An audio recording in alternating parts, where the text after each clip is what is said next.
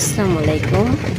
আমি আজকে নিয়ে এলাম যে সিনারিটা, সেটা হচ্ছে আমাদের জামালপুরে চন্দ্রা বিডিআর ক্যাম্প এলাকার, যেটা হচ্ছে বিডিআর ক্যাম্পের যে চত্বরটা আছে, সুন্দর সুন্দর সিনারি এবং কি ভবনগুলা, এর পাশে নালা রয়েছে।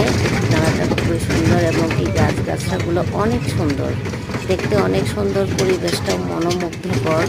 আর সাইডে, বাম সাইডে রয়েছে আমাদের হর্টিকালচার।